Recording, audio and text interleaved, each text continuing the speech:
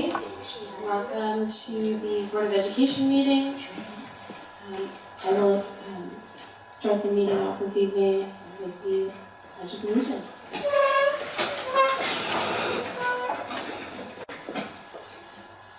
To the flag of the United States of America and to the republic for which it stands, one nation, under God, indivisible, with liberty and justice for all. I will mention that Margaret and George send their regrets for not being here this evening. They had some prior engagements, so if you could all just bear with me this evening. Thank you in advance. Susan, do we have any public comment? Yes, Lauren Desmond.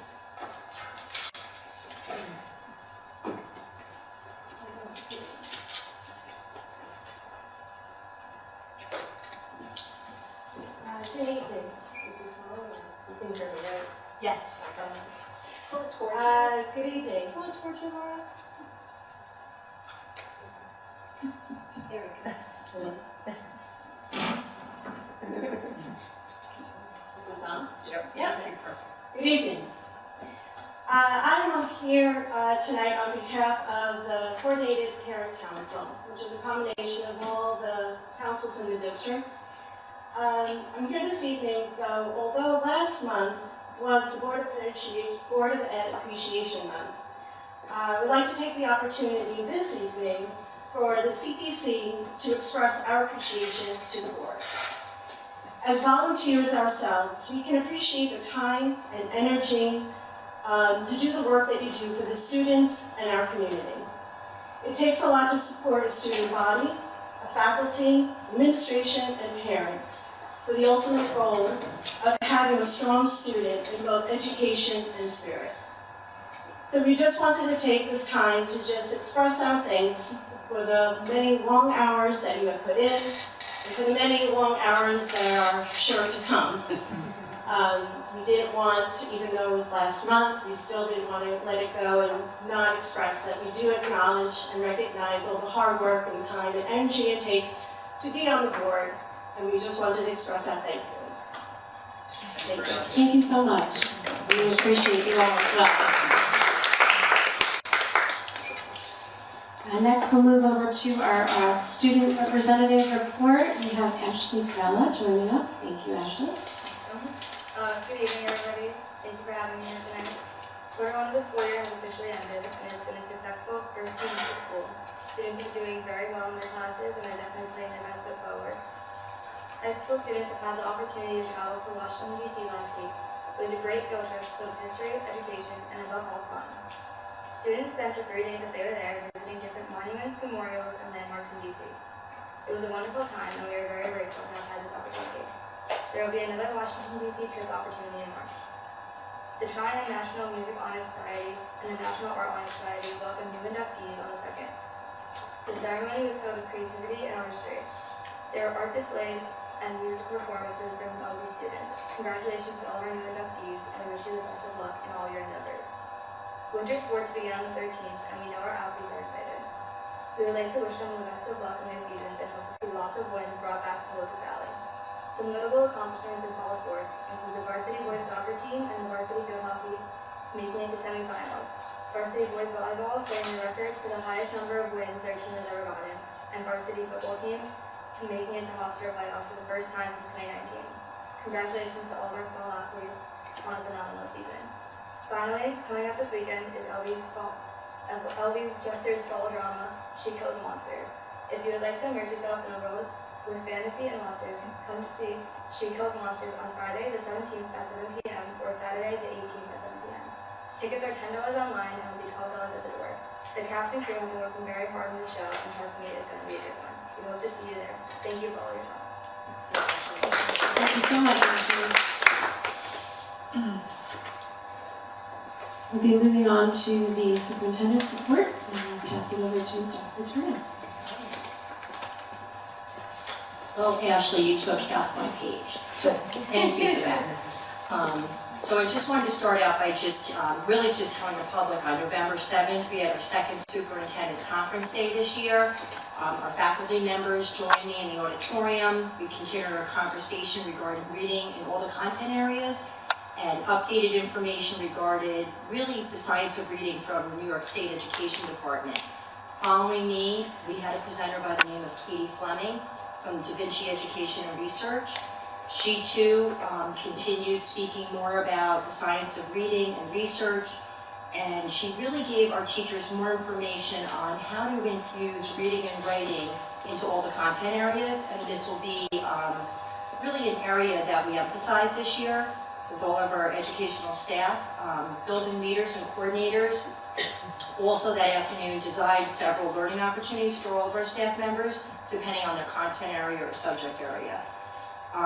George from the Board of Education, Mr. Di Clemente and I attended the Tri-M, the National Art Society induction, which Ashley was mentioning, and Anne-Marie Bonespina surprised us with a violinist who she's friends with from the Phantom of the Opera named Bradley Rosenbach. It was absolutely amazing. I can't even tell you, I taped it. I think I've played it like 7 times. I personally saw the Phantom of the Opera 3 times. When I was a teacher, I kept taking my kids every year. I think because it was such great exposure for them, but I really, really loved it. They played All I Ask of You. It was truly monumental, and the students really enjoyed playing with him. I think we mentioned everything in sports, which was amazing. All the wins that we've had.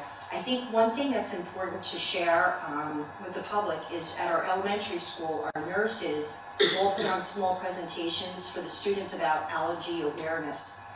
Parents on the Health and Wellness Committee have been interested in doing a presentation for the students to give a general overview of what it means to have an allergy. And really the nurses brought this to life, so we really appreciate them for making this happen. It was great for our kids. Lastly, Dr. Serampino and I split up. I went to the Bayville side, she went to Locust Valley side, and we were both able to meet local veterans and current military personnel. The principals coordinated an assembly honoring those individuals, and our children sang patriotic songs. After the assembly, some of the veterans and the military personnel worked in our classrooms with students, which was really neat. They either did some writing activities, or they actually, in one of the buildings, created a wall of honor. The students all displayed their respect and gratitude for the service of our veterans. It was truly amazing, and I know Dr. Sampino will echo that for both of us, and I'm glad there was 2 of us so we could be on each side, because they, of course, were happening at the same time. Next, we're going to have Dr. Sampino, our Assistant Superintendent for Curriculum Instruction. She's going to present to all of us on the district's assessment update. And before I sign off, I just want to wish everyone a healthy and happy Thanksgiving. I know it's next week already. Good evening. Thank you, Dr. Turnow. Thank you to the Board of Education. This is great that I can sit here because last year I had a stand like right behind me, so it's so wonderful. It's so nice to see people. You know I do like to see people, I know. Sometimes when you talk out to no one, it's weird. But thank you all. So every year, school districts are supposed to present part of the school report card, which is the assessments. Just as a note, New York State assessment data is not available, but we belong to the National BOCES data warehouse, which has regional data, which is New York, Long Island, Nassau County. So what I did is I compared our New York State data to Nassau County. Just a little bit on the testing timeline. As many of you know, New York State switched to the next generation learning standards. They updated the standards, and we have some different frameworks. As you see, we are in the spring of 2024. We'll be having, our students will be taking the new science exam in grades 5 and 8. It used to be in grade 4. Last year there was no science test because of the transition. And then this is also the first year of the administration of the new Algebra 1 regents. So we have lots going on. And this will be online, so I'm not gonna go through every bullet.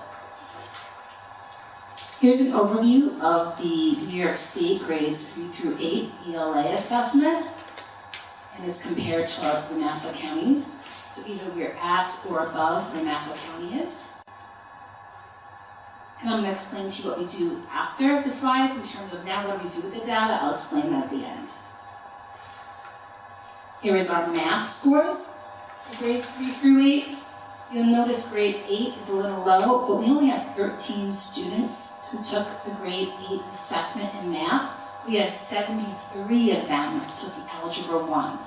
So we have quite a bit of students take the Algebra 1, and then we still do have some refusals.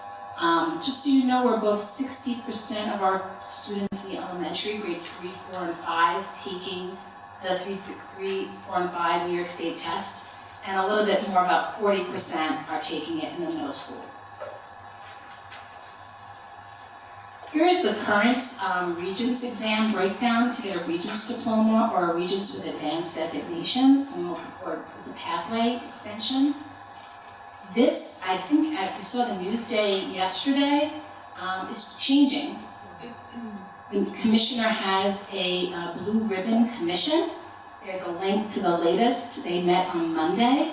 So they're actually looking at the assessments, they're looking at how we assess students, are they looking at standards again, and they're looking at graduation requirements. So this is the latest and the greatest. I put this link on because in case anybody wants to follow.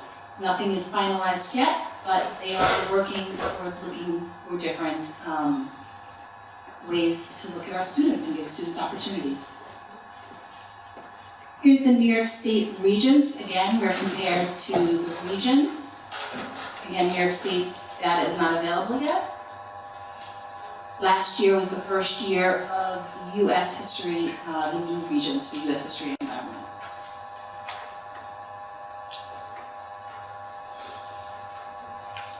So we offer both AP and IB classes. We have about 233 exams given for the AP. And this is Locust Valley compared to New York, compared to global, how we did. These are the classes that are offered. We often have students who can take just out for the exam.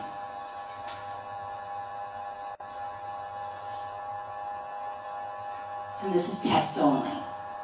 And when we get the New York State report card, which is not out yet, if it's a cohort that's lower than 5 students who take it, usually there's an asterisk there.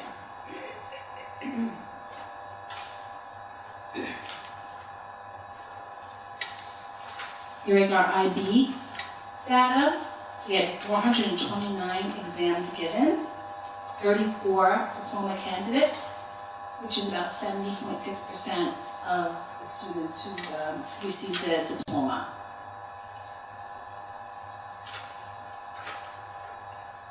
And here is the Locust Valley, how we did compared to the world. And just something to keep in mind, we have open enrollment for our IB program, which means all of our students have opportunities. And often, sometimes places, that's not necessarily the case.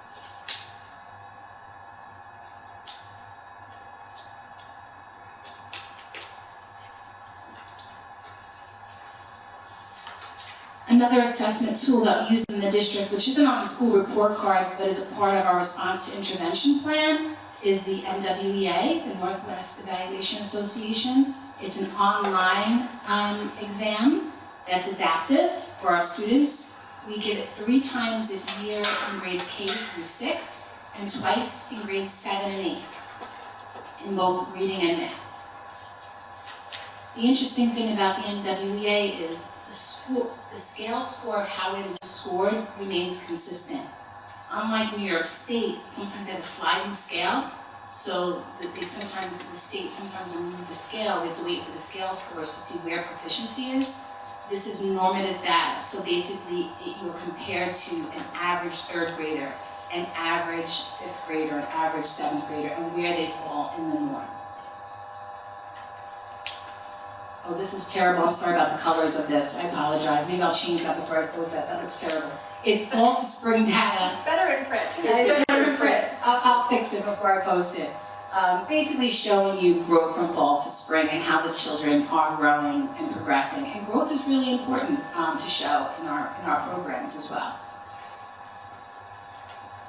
Oh my goodness, that's so horrible. I apologize. I will fix it. I was trying to do a darker green and a lighter green, Locust Valley colors, but and Charlene did tell me to make it a little darker. The family report is going to be posted, and again I have some information on that. We are going to be, on the last slide I write, we are going to be moving to put our 3 through 8 assessments, the nicest slat and the NWEA on eSchool portal. So we're not waiting for mailings, and you can log into the portal and see how your student is doing. Just some interesting data from our class of 2023. 88% of the students attend college, 78% four-year college, 10% two-year college, and 12% went either to vocational school, military, or the workforce. And just some next steps. What do we do with all this, data that we have? And this is just a piece of it. We work with our administrative team. We work with building principals. We work with the coordinators. We look at analysis. A lot of times the state assessments, we have, as I mentioned earlier, the data warehouse. It gives you a gap report. You can look at how students did on certain questions and look at that question.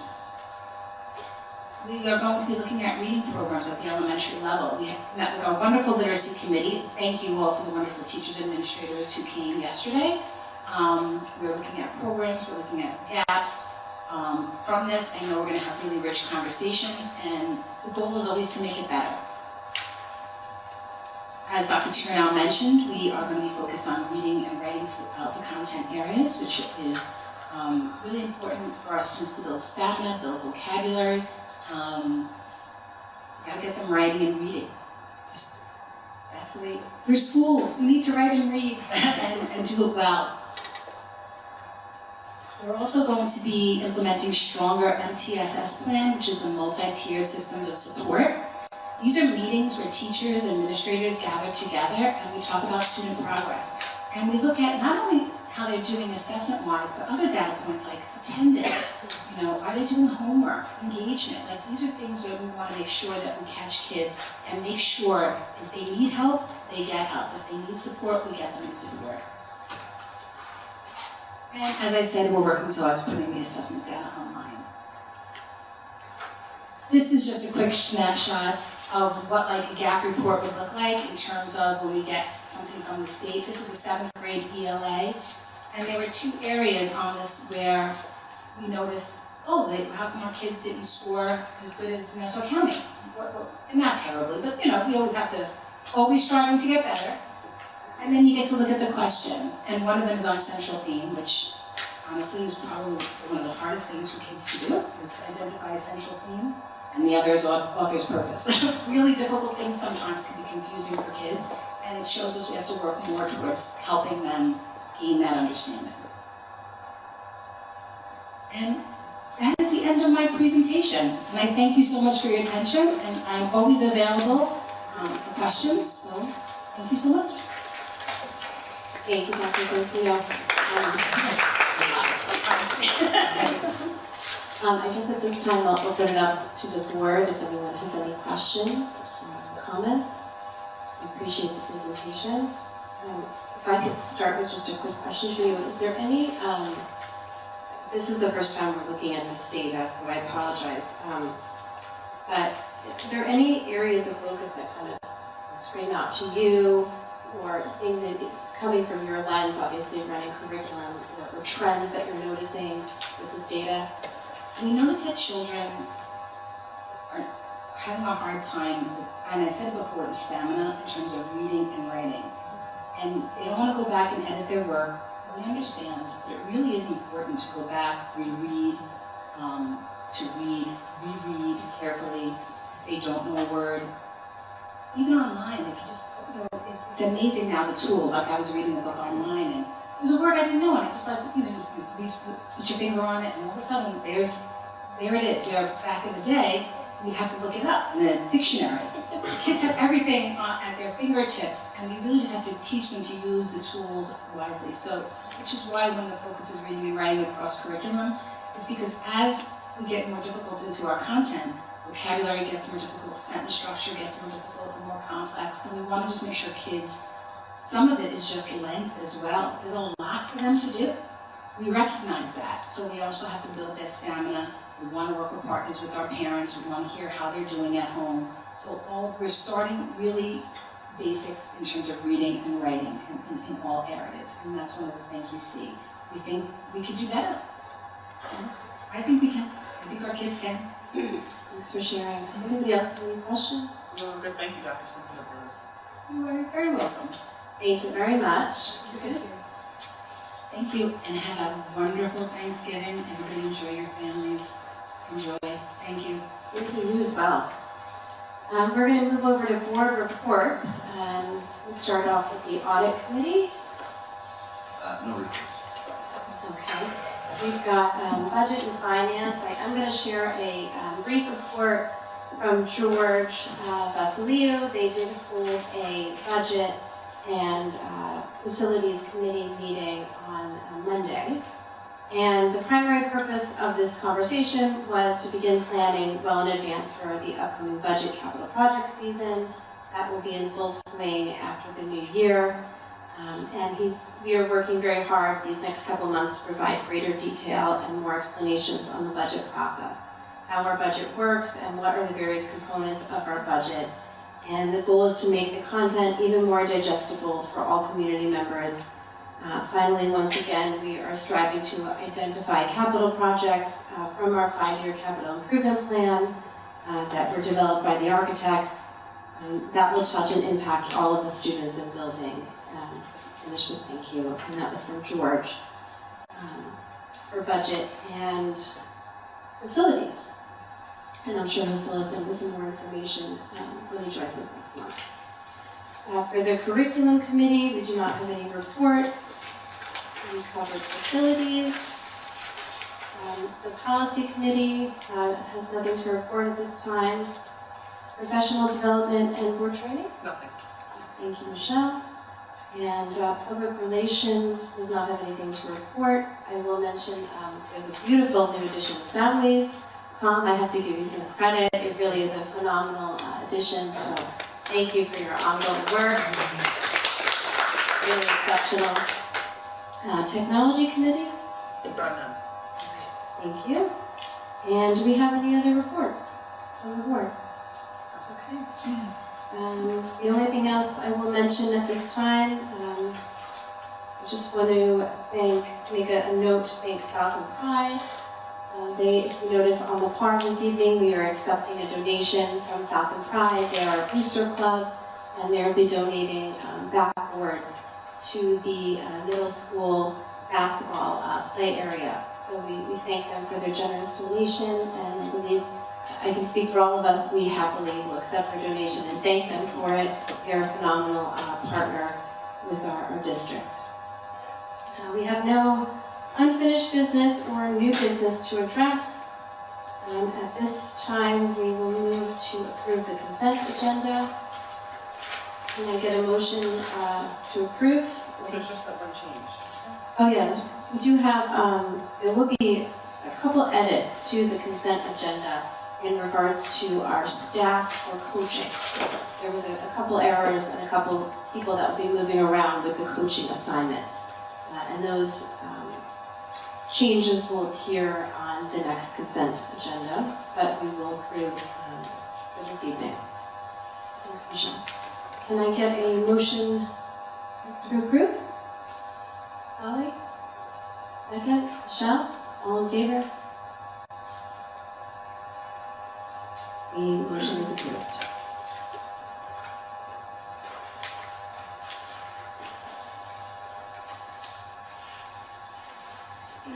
Susan, do we have any public comment?